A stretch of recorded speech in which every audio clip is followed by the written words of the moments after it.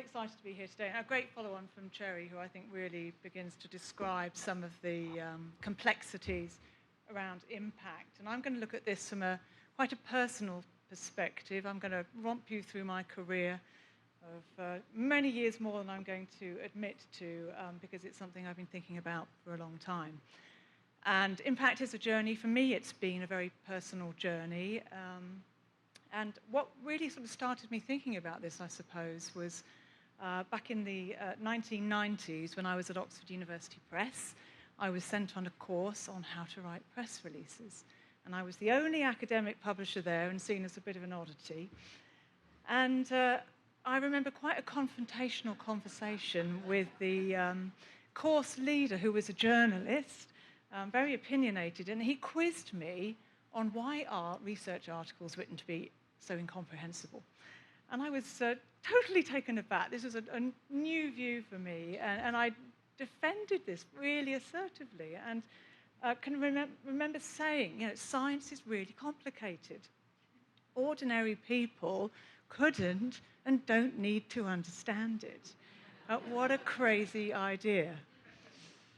I was very young at the time. But as my sort of career progressed, things started to change for me. One of those changes was meeting a couple of academics in 2006. I left the publishing industry. I founded a marketing consulting company called TBI, and I got on a plane to Lausanne, and I met Camilla and Henry Markram, who went on to found the Frontiers series. There's an amazing story about the meeting. It was an unforgettable life experience, totally blew my mind. But I got really, really excited by the ideas they had for sharing the excitement of science and how it could make a tangible difference in the world. They really believed this. And the more I have talked to other academics in my career, this is what people want. In fact, a lot of people go into research because they want their research to be useful. And of course, the funders are now beginning to say this really matters too. So I started to see well beyond the publishing world. I was working with lots of different academic stakeholders as a consultant with universities, with educators, with people making policy. And just, you know, really became clear this massive, massive disconnect between the people that are doing the research and those that want to use it. And this was a time when open access was, you know, really sort of rearing its head. But, you know, even then it struck me that that's a start of something. It's not an end point in making research really useful. So how do we make research cross this boundary out of academia and into the real world? Because that really is where impact happens. And, you know, an analogy here is you can open the window, but the plane needs momentum if it's going to fly. Access is a start of that.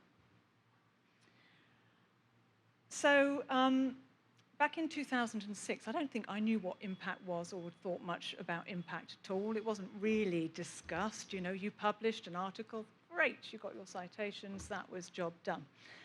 But I did have a feeling that this amazing knowledge in research, and all my family are academics, and they were doing some incredible things, curing cancer and all sorts of things. Well, this is really important. Why aren't we sharing this sort of knowledge better?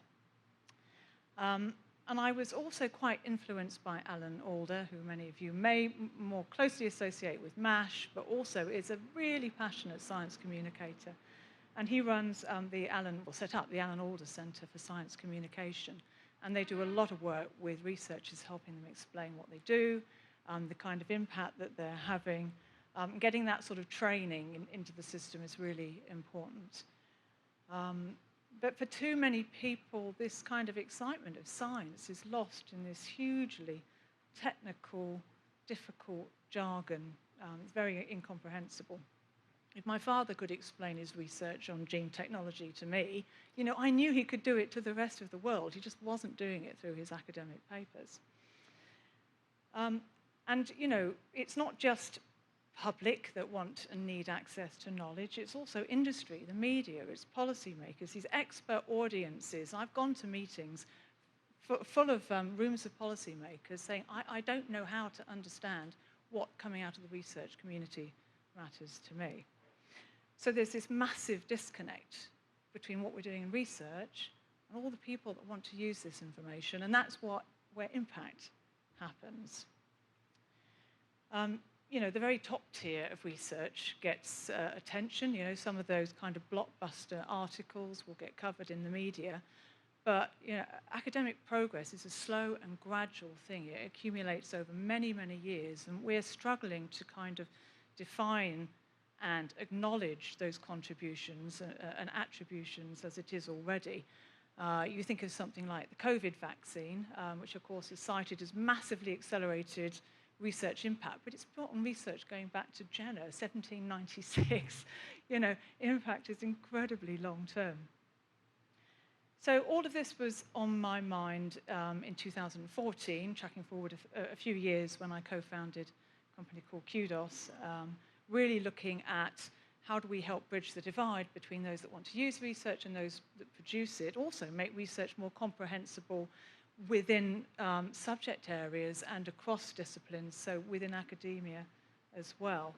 And not by making articles open access, that was all well underway, but really looking at how we bring the research community together to interpret, share, explain what it is they're doing using plain language summaries, multimedia, social media, infographics, videos. I'm a professional communicator, and those tools are all out there for us to use and facilitate the research community using that collectively could make a huge difference in how scientists are perceived, therefore how science is funded. Those things matter. We fund science, public taxpayers, as well as then helping that research have impact in the world much faster than it currently was happening. Because this is what a research funder is talking about when they talk about impact. It's real change in the real world. It's not what happens inside of academia, it's what happens outside. And yet, our world is still very much oriented around academic assessment.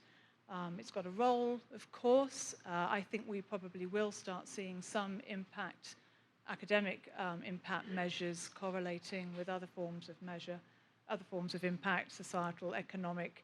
But academic impact is only a very small part of an enormously difficult, complex puzzle. Impact is complicated. Measuring it is complicated. It's not a number. I really wish it was. Not to say that numbers aren't important. They do have a role. And I think the speaker from Digital Science will talk to some of the work they're doing there. But a lot of funders, when they talk about impact, will look at qualitative measures, impact case studies, other ways of understanding impact in a bit more of a sort of rounded way. So, services are beginning to be launched that help with this job of tracking impact.